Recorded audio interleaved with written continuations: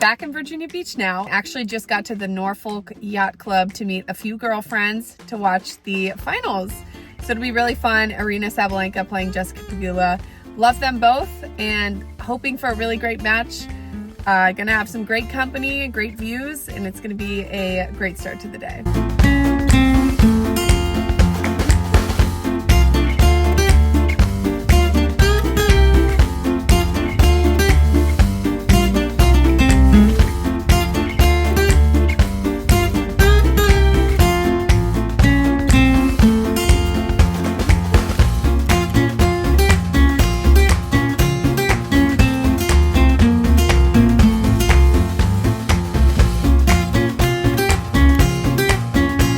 Hey everyone, so I just pulled up to the Norfolk State tennis match.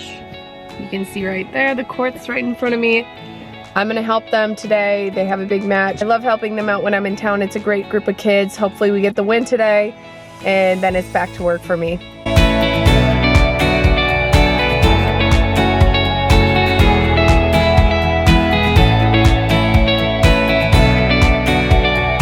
You guys know that I was gone for a little while, but it's nice to be back home. I wanted to do a little PR haul. I got a bunch of packages since I was gone, so I wanted to show you guys some of the fun things that I received. We can start with the Lululemon box. Really excited to see what's in here. I know it had to do with Frances Tiafoe and his partnership with Lululemon, so I expect to see probably some sweatbands, maybe some wristbands, and we'll see what else we get. Okay, so I see some shoes in here, but I'm gonna start with the bag. Let's see. Yep, I was right. We've got, what does it say? Big faux headband. How fun is that? I am very, very good friends with Francis's girlfriend, Ian, and she's just the sweetest girl in the world. I've known Faux and his brother for a very long time, since they were young, and their family, great family. Love those guys, and big Faux fan, so I'm excited to rock this. Thank you, Lululemon. Thank you, Frances. And let's see, we've got a really adorable skirt as well. That's so cute. I'm definitely gonna be rocking this. I love light blue, one of my favorite colors to wear. A matching top, very cute crop, and then a pair of Lululemon socks. And then we got the shoes, which, let's see. I don't know if these are gonna be court shoes or running shoes, but let's see. Oh man, these are nice. I really, really love these. I'm not sure if these are court shoes. It feels like that they have that support and that arch, which is what really is the differentiator between court shoes and actual just running tennis shoes. So I'm not sure. I'm gonna have to look online if I can play on the tennis court in these, but love how they look, love the style. These look like they fit. Usually I know right away. I think these will fit perfectly. Thank you, Lululemon. Thank you, Big Faux. I'll be supporting you as always. Next package is from Lucky and Love, a really adorable tennis brand. This girl, Emma Burgich, she is pretty amazing on tour, working really hard to make it professionally, and she's a mom, and she's just got a great story, but this is her line. Okay, this is cute. Another light blue number. I love light blue, so thank you. Oh, that's adorable. Nice, I love it. Oh, I like how it says trust yourself on it. Very inspiring, a good thing to remember. This is so cute. Looks like matching shorts that go under the dress. Yep, thank you, Emma. And keep killing it out there. I got sent a couple makeup items. One of my favorite brands, Laura Mercier, and let's see what it is. Oh, nice. A tinted moisturizer with SPF. This is awesome. I've been using their products since the last batch they sent me, and I love them. So I know I'm gonna love these. Thank you, Laura Mercier. And then I've got a gift from bareMinerals. Looks like it is there.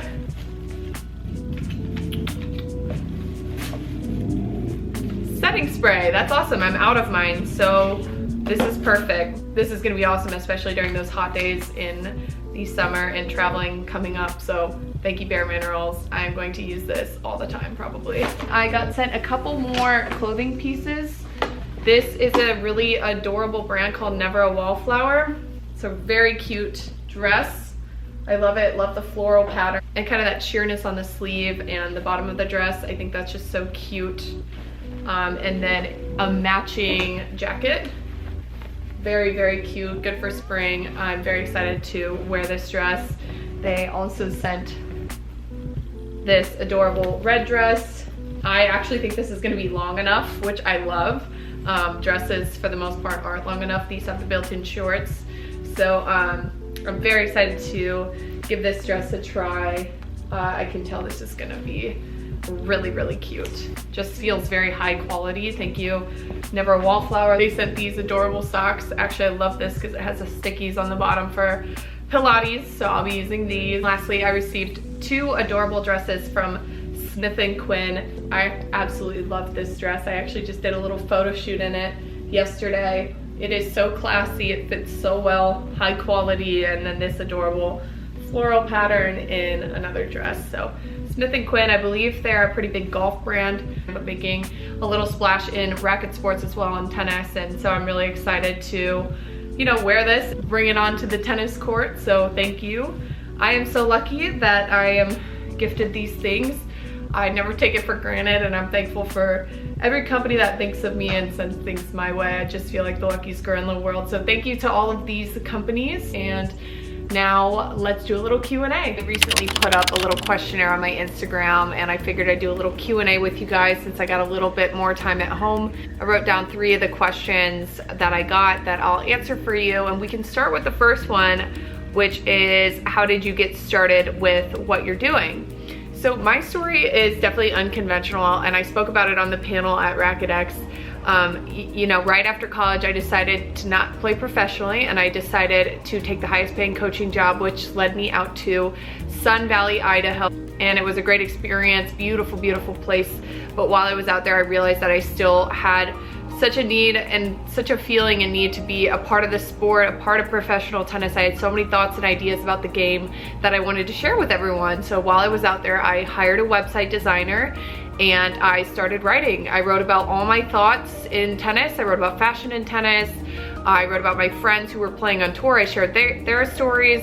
And then I wrote about other topics like comparing basketball players to their tennis playing counterpart. And all those articles were so well received that so many different opportunities came my way. I had posted all of the articles to my social media platforms. This is when social media was first starting to get pretty big. So from there came opportunities. A tennis software company reached out to me and wanted me to spearhead their tennis content show. They wanted to send me to the tournaments to interview the players. I'd never given an interview before, but I learned along the way, and we went a lot of pretty amazing places. We went to London, we went to Budapest, I went to a bunch of the US tournaments, and that was a great experience.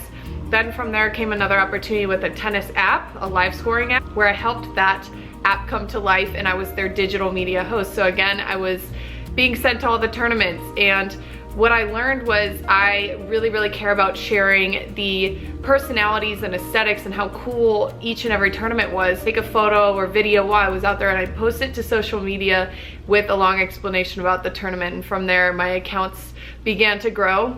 But so many opportunities happened to me like that along the way, and I just always said yes. Like the Bulgarian Tennis Federation reached out to me and wanted me to be an ambassador for the Sofia Open, the ATP 250, and so I worked it out and went out there, and it was an unbelievable experience. And just saying yes to so many opportunities and posting along the way was how I pretty much began my career. So I always had a full-time job in tennis until about 3 years ago when I decided to influence full-time and start my consulting business. And it's been so much fun. I feel so lucky to be doing what I'm doing. I worked for many different tennis companies and wore a variety of different hats in this industry: media, marketing, sales, sponsorships, partnerships, so many different things, so many things I learned along the way that it's so fun for me to be able to help different companies grow in the racket sports space. and I honestly love the consulting probably more than the influencing. I love being able to make an impact in the sport and help companies grow, like I said. So that's how I got started. You know, I never thought I'd be doing what I'm doing now, but I'm really happy with where I am and where I'm going. It's an awesome situation and I feel so lucky. Next question is, what is your favorite surface to play on? So I love all the surfaces. I think that they all are so unique and fun. Clay is definitely the hardest because the ball sits up, points are longer. I like short points. I was never the player that you know, had insanely amazing endurance. I didn't really love the long points. I always wanted to finish them early. So yeah, clay was a tough one for me, but I love sliding around on the clay. Grass is fun because it's so unique as well. Didn't play as much on grass, but remember the times that I did that I enjoyed it. My favorite surface of all is a fast, hard indoor court. When I was in college, we had probably the fastest indoor courts ever, so that was a good fit for me, but I like the feeling of playing indoor because it sounds like you're hitting the ball so hard, just because of the environment that you're in. I love a fast court because I liked the compact swing on my backhand, and I liked working the point from my backhand side. And yeah, so hard, fast, indoor. That's my favorite surface. And the last question I'll answer is, how do you find time to relax between travel? And I feel like I've got a really good mindset around the traveling. Like, I enjoy it so much, and I really, you know, make the most of every tournament I go to and every trip I go on. So it doesn't ever seem like a chore. I will say the Australian Open was a lot harder than I expected, a lot harder on the body. Just a lot to get all the way over there for the Australian Open, and that was kind of surprising. But I know the dates that I'm going to be gone, and I know the dates I'll be home. So when I'm home, I really do my best to get back into a routine. Since I've been home from the month that I was gone, yeah, I've gotten back into the routine of, you know, eating the meals that I usually eat daily and working out and relaxing and taking care of myself. And then I know that in a couple weeks I'll be on the road for probably 2 months, and just kind of embracing it. I feel very lucky to be doing what I'm doing, so it never feels like it's a chore, like I said. So I think that definitely embracing every moment of the year is a big part of it. And what's next for me is I will be attending the Italian Open, the French Open, Mallorca Championships, and Wimbledon. So I've got a full summer. I'm so excited. I have not been to Mallorca. I actually haven't been to the Italian Open either, but that's the one of the tournaments I want to go to the most because it has the most beautiful facility, and it's in Rome, of course. And so very excited for all to come, and who knows, maybe I'll hit a couple of the other tournaments. Just depends on work. Other than that, it is really nice to be home right now. Got a couple more weeks at home, and then it's off to Rome, and I cannot wait. I've got a lot of other projects I'm working on that I'll share with you guys soon. A lot of work with the companies I work with, and yeah, it's nice to be home for a little while.